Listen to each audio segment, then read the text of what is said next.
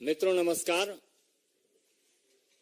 अपने बीच भारतीय जनता पार्टी के वरिष्ठ नेता, प्रखर प्रवक्ता, पूर्व केंद्रीय मंत्री माननीय रविशंकर प्रसाद जी आपको संबोधित करेंगे।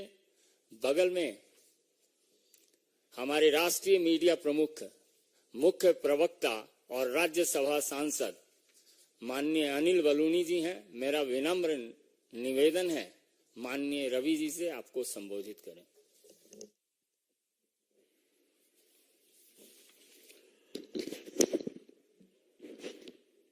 श्रद्धेय अनिल बलूनी जी, मित्रवर संजय मयूख जी, सभी पत्रकार मित्रों नमस्ते।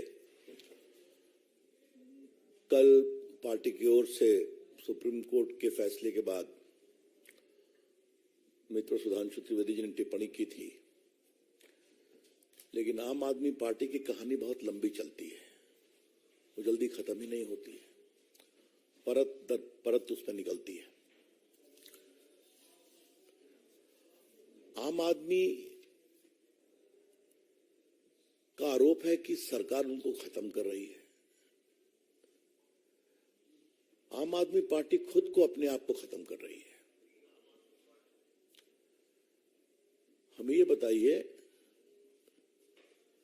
हम ही ने कहा था ना कि एक्साइज पॉलिसी ऐसी बनाओ जिसमें कमीशन खाओ।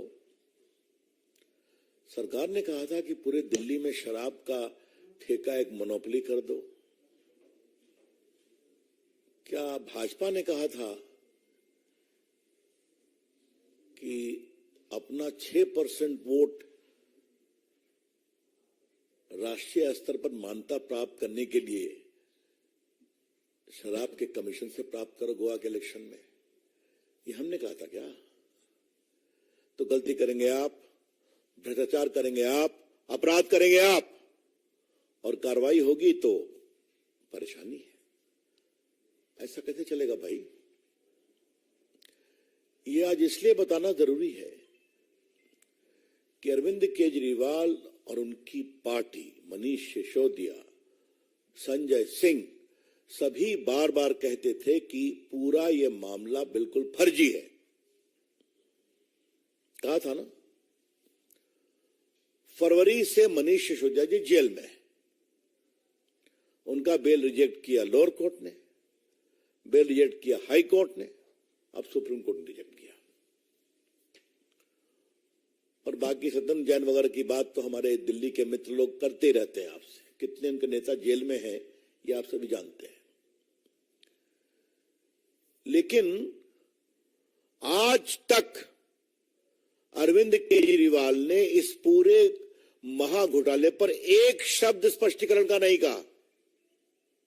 This very important to note.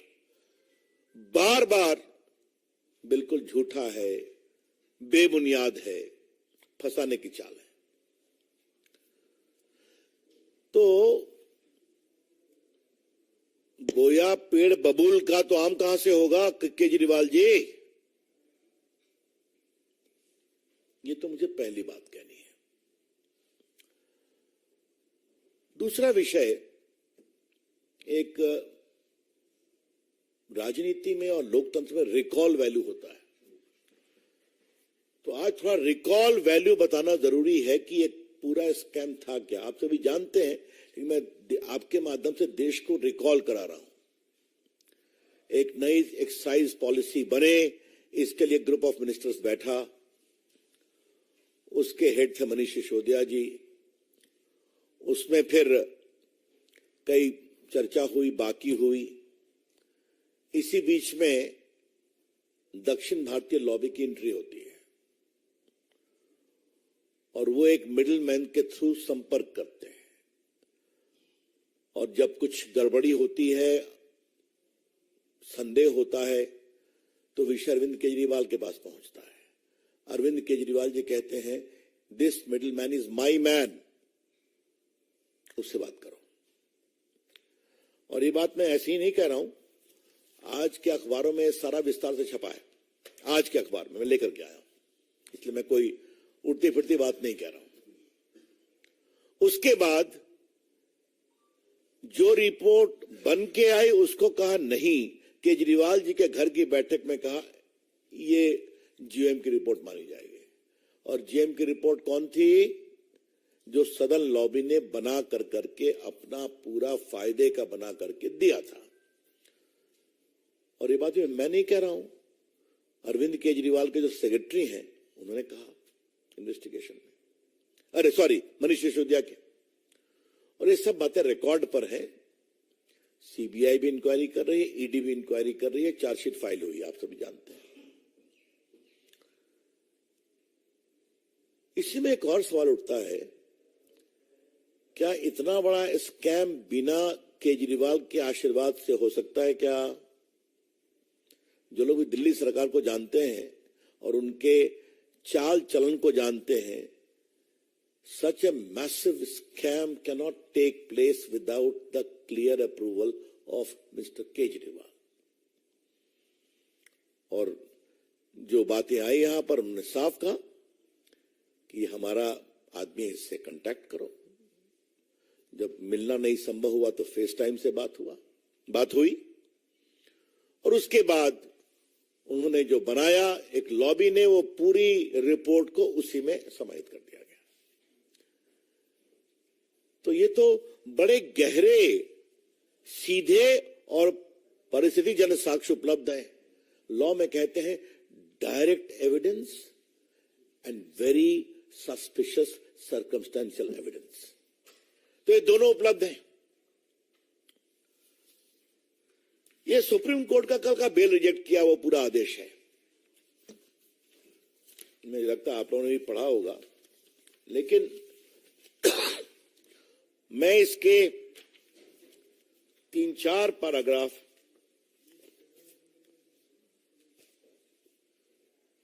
पढ़ रहा हूं। Vijay Nair and the members of the liquor group had meetings on different dates, including on 16/3/21, and had prepared the new excise policy, which was handed over to Vijay Nair. Thereupon, the commission fee, which was earlier fixed at minimum of 5%, was enhanced to a fixed fee of 12% payable to wholesale distributors. The appellant Manish Sisodia was aware that three legal manufacturers have 85% share in liquor market. सब मैं supreme court से coat कर रहा हूं। और उसके बाद the excess amount of 7% commission fee earned by the wholesale distributor of rupees 338 crores only constitute an offence under section 7 of the Prevention of Corruption Act relating to public servant bribed. This amount was earned by the wholesale distributors in a span of 10 months. This figure cannot be disputed or challenged. मैं फिर कह रहा हूं, ये supreme court का कहना है। This figure cannot be disputed or challenged. Thus, the new excise policy was meant to give windfall gains to select few wholesale distributors who in turn had agreed to give kickbacks and bribes. मैं supreme court को पढ़ा ना कि उनको 5% का सीधा 12% किया गया, 7% एक्सा लगभग 338 करोड़ हुआ।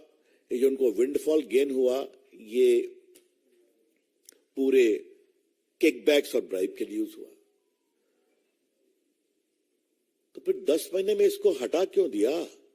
जब लेफ्टिनेंट गवर्नर साहब ने कहा कि इसकी इंक्वायरी कराएंगे, क्योंकि सारे पदाधिकारी बड़े अचंभित थे कि हो क्या रहा है, ये तो हम लोग की गर्दन न Peggy. They had told the governor and the chief secretary कि इसमें गड़बड़ी बहुत है। इसी के साथ एक दूसरी बहुत महत्वपूर्ण बात है, अगर ये इतना ही बढ़िया नियम था तो इसको 10 महीने में क्यों स्क्रैप कर दिया? वाई? अगर आप ठीक हैं तो होना चाहिए था, तो आपने इस पूरे नियम को स्क्रैप क्यों कर दिया?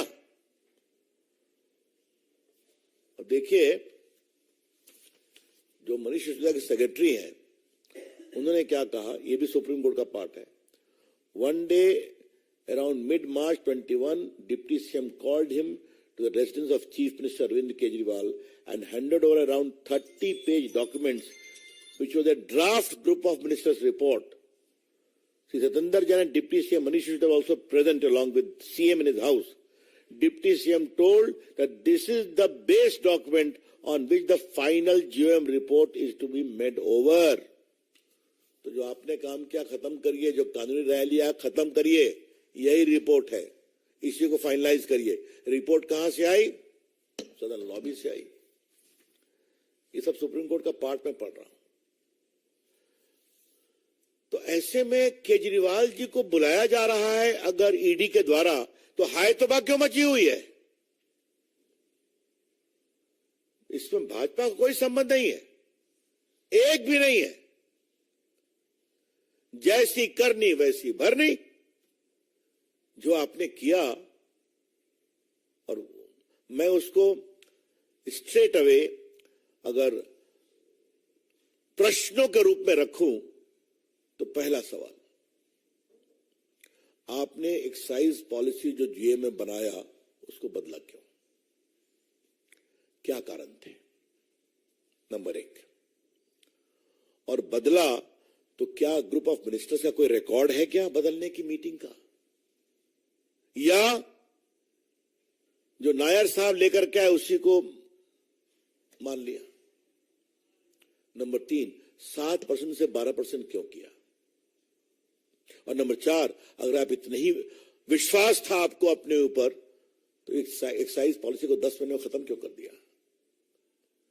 तो क्या हम मान के चले कि गोवा का चुनाव था, आगे पंजाब का था, तो हमारी मदद करो, हम तुमको एक विंडफॉल गेन करवा देंगे, पकड़े गए तो स्क्रैप कर देंगे, नहीं पकड़े गए तो हरी हरी। यही तो है ये पूरा मामला।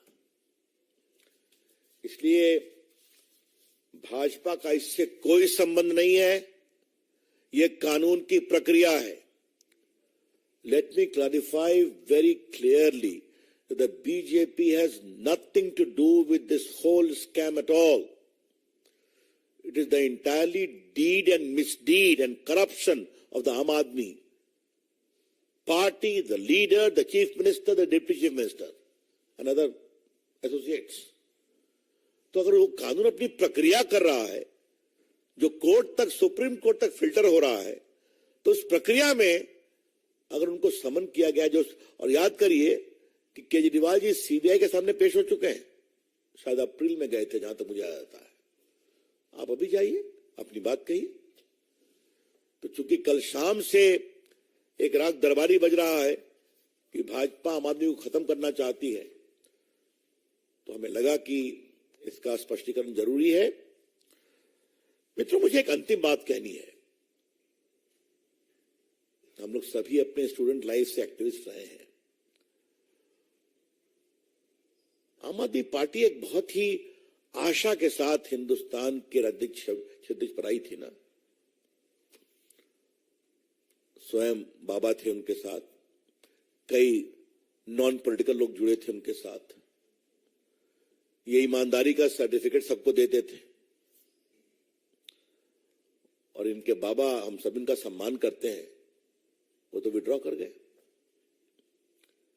आज एक बड़ा सवाल मुझे उठाना है, और ये बहुत गंभीर सवाल है।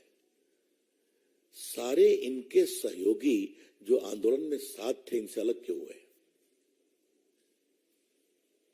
चाहे वो अपनी बेदी जी हों, या कई फिल्म स्टार्स हों, अनुपम खेर हों, फिर हमारे प्रशांत भूषण हों, योगेंद्र यादव हों, या साजिया इल्मी हो, इन सबों ने साथ संघर्ष किया था ना। आशुतोष जी पत्रकार हों, सब क्यों खटते चले गए? क्या हुआ? उनकी हर बात का मैं समर्थन नहीं कर रहा हूं, लेकिन ये सवाल उठाऊंगा कि पूरे देश में लोगों को भ्रष्टाचार का सर्टिफिकेट देने वाले और कार्रवाई की मांग करने वाले, उन्होंने जिस तरीके से पार्टी को कब्जा किया, यह उनका विषय है। लेकिन आज आपका अपराध हो रहा है तो आप कह रहे हैं कि सब झूठा है। Aam Aadmi Party has been the biggest letdown in the political history of India. आम आदमी पार्टी ने देश के लोकतंत्र में एक जबरदस्त, मैं क्या कहूं, जनता को धोखा देने का काम किया है। कहा कुछ और, निकले कुछ और। यह है इनकी सच्चाई। That's all friends from my side, open to questions. Kamlesh ji.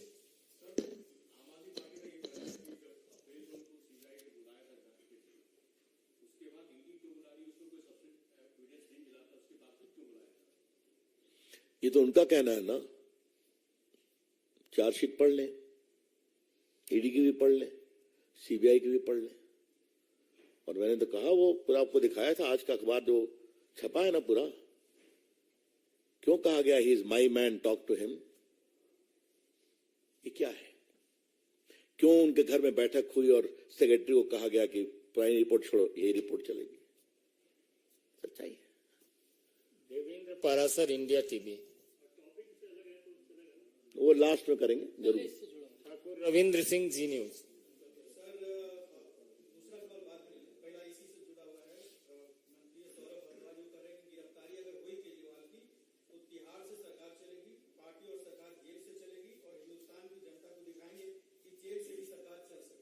ये कौन सी नई बात है भाई?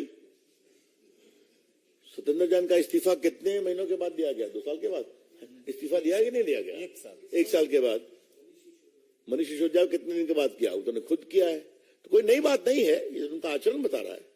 इसमें कोई ये भी एक नई परंपरा है। अभी तक देश में कोई किसी पार्टी का आप जेल गए तो आपको इस्तीफा देना पड़ता है ना।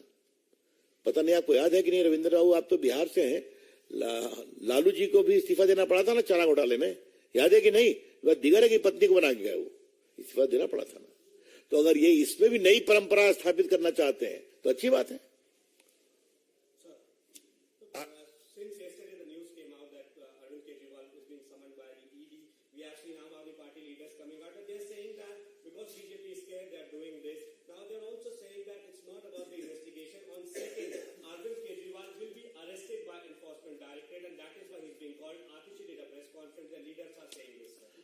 I am not sitting here to give reply to all the comments. The party is holding a press conference at the national level to clarify the point that the BJP has nothing to do with it. It is a part of the legal process which has come about because of the folly, corruption, deeds and misdeeds of the government headed by Mr. Arvind Kejriwal. Amod राय।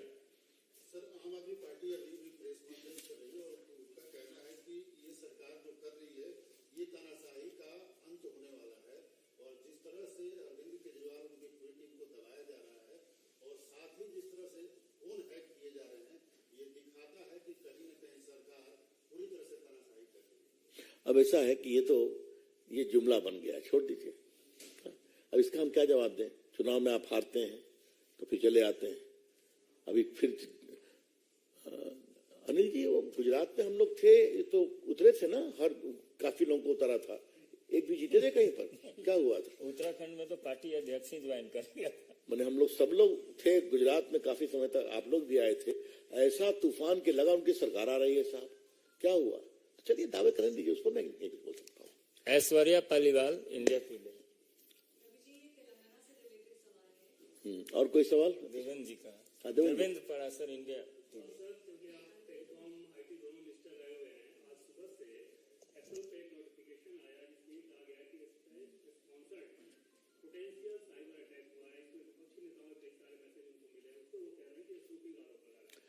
अब ऐसा है, ये क्या message है नहीं है ये उनका कहना है ना, इसको एप्पल क्लैरिफाई करेगा।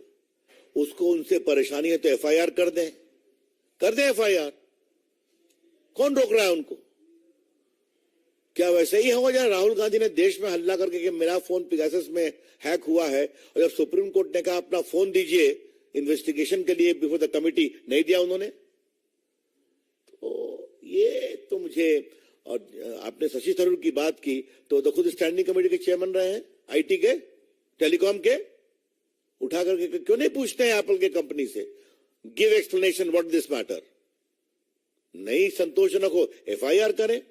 लेकिन ये सब कहने के पहले सरकार पर आरोप, ये बिल्कुल बेबुनियाद है, फॉल्स है।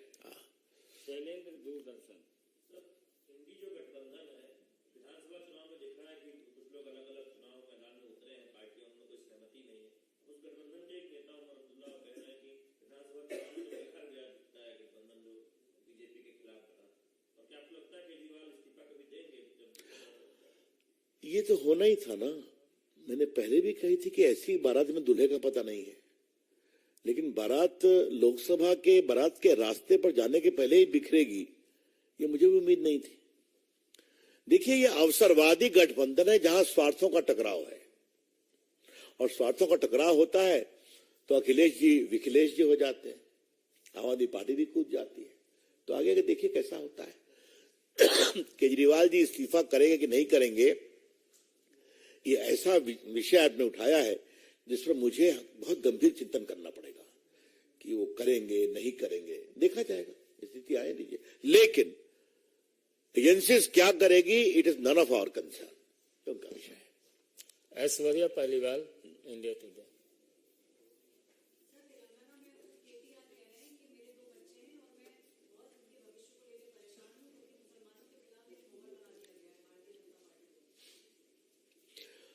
अब चलिए, उनके सलाहकार कौन है जल्दी बताइए। तो ओवैसी साहब है ना, तो ओवैसी साहब ने उनको कहा होगा कि आपने अभी तक कुछ नहीं बोला, तो कुछ तो बोलिए, तो उसकी मजबूरी में बोले। हाँ, हमें बहुत गर्व है कि आज भारत में नरेंद्र मोदी की सरकार में अल्पसंख्यक समाज के लोग अच्छा काम स्पोर्ट्स में कर रहे हैं कि नहीं, यूपीएससी में कर रहे हैं कि नहीं, एंटरप्रेन्योरशिप में कर रहे हैं कि नहीं, ये सब देख रहा है देश। ठाकुर रविंद्र सिंह।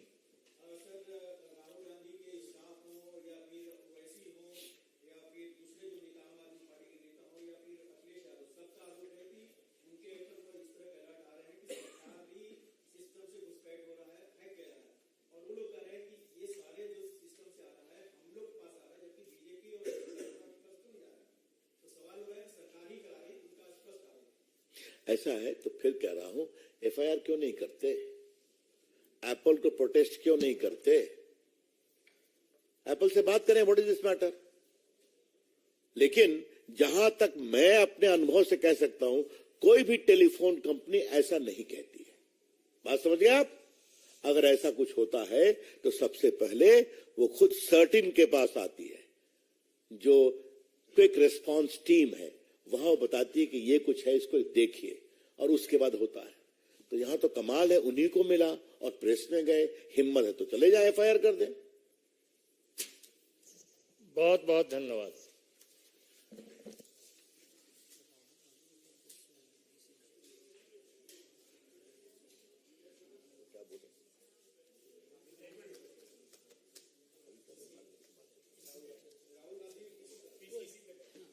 पांच मिनट के बाद फिर मिलते हैं।